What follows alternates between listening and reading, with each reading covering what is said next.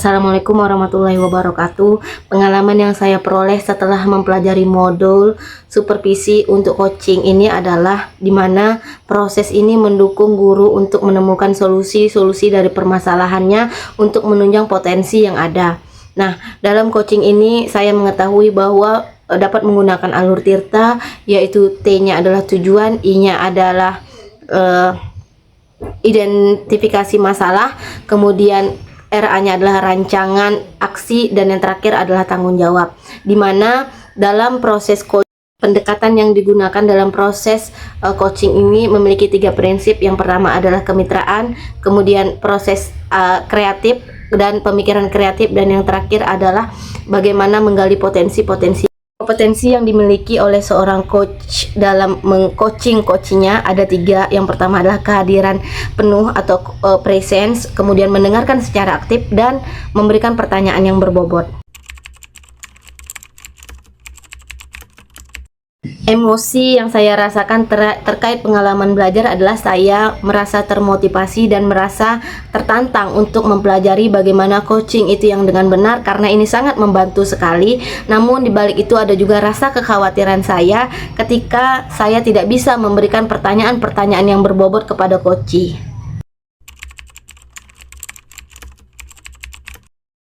Apa yang telah berhasil dari pembelajaran yang saya dapatkan dari modul 2.3 ini adalah saya dapat menerapkan proses coaching itu dalam tugas ruang kolaborasi dan demonstrasi kontekstual. Saya juga sudah menerapkan alur tirta dalam prinsip coaching tersebut. Kemudian saya sudah merasakan bagaimana berbicara sebagai coach, berbicara sebagai supervisi, maupun sebagai coach. Yang saya perlu perbaiki dan yang saya tingkatkan adalah saya harus belajar bagaimana memberikan pertanyaan yang berbobot kepada coach. Kemudian saya juga harus bisa membedakan yang mana identifikasi masalah dan yang mana tanggung jawab.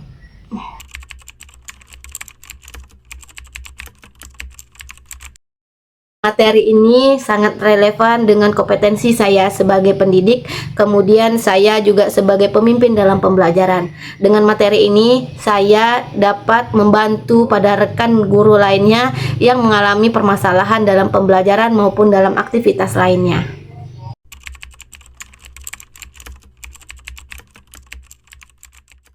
Nah, pertanyaan yang muncul adalah bagaimana cara yang tepat untuk mengintegrasikan proses supervisi ini ke dalam permasalahan yang saya hadapi, ke dalam situasi yang saya hadapi. Nah, ternyata yang diperlukan adalah dengan menguasai teknik atau alur tirta dalam penyelesaian masalahnya, yaitu T tujuan, I identifikasi masalah, kemudian rancangan aksi, dan bagaimana tanggung jawab dari coach tersebut.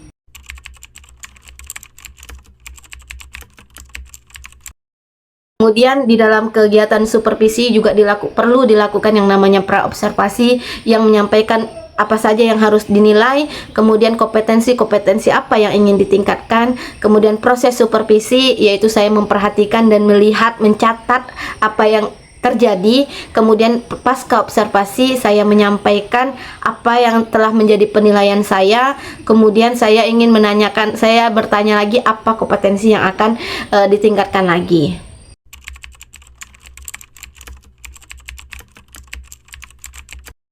Tantangan yang saya hadapi untuk melaksanakan proses coaching ini adalah bagaimana menyesuaikan waktunya dengan guru yang bersangkutan. Kemudian saya khawatirnya kurang keterbukaan guru terhadap permasalahannya sehingga sulit untuk menemukan solusi-solusinya.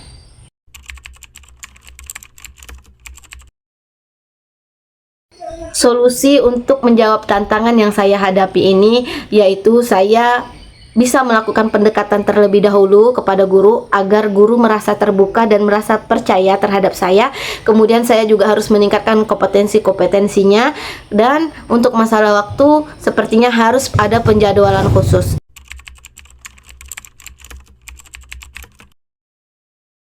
Saya pernah disupervisi oleh kepala sekolah saya dan rekan kerja saya. Namun proses supervisi ini hanya berlangsung sebagai syarat saja.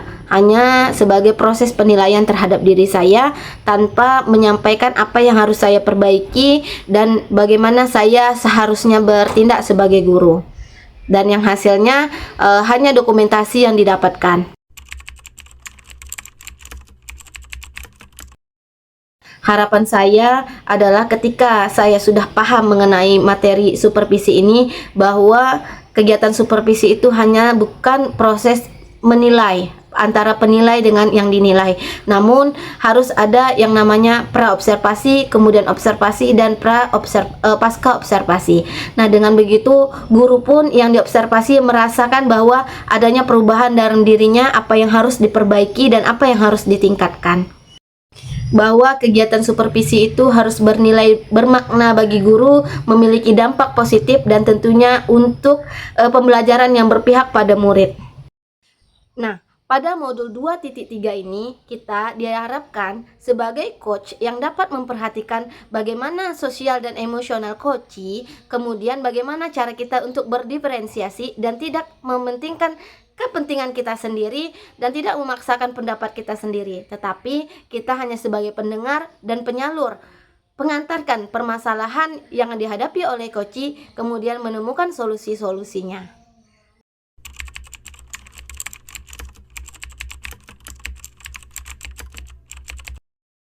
Nah, bagaimana keterkaitan antara modul 2.1, 2.2, dan 2.3? Yang mana kita ketahui pada modul 2.1 dipelajari dengan modul pembelajaran berdiferensiasi, yang mana pembelajaran yang berpihak pada murid, yang memperhatikan dan memberikan keleluasaan kepada murid terhadap minat, bakat, dan lain sebagainya.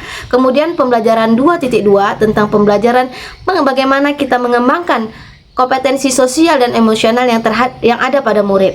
Nah, pada modul 2.3 ini sangat berkesinambungan sekali bahwa kita sebagai coach itu harus dapat mengendalikan emosi kita. Kemudian bagaimana cara kita untuk berdiferensiasi dan tidak mementingkan kepentingan kita sendiri dan tidak memaksakan pendapat kita sendiri, tetapi kita hanya sebagai pendengar dan penyalur, pengantarkan permasalahan yang dihadapi oleh coachee, kemudian menemukan solusi-solusinya. Demikianlah pemahaman saya mengenai modul 2.3 ini tentang coaching untuk supervisi akademik. Semoga bermanfaat, semoga kita tetap semangat belajar, bergerak, berbagi.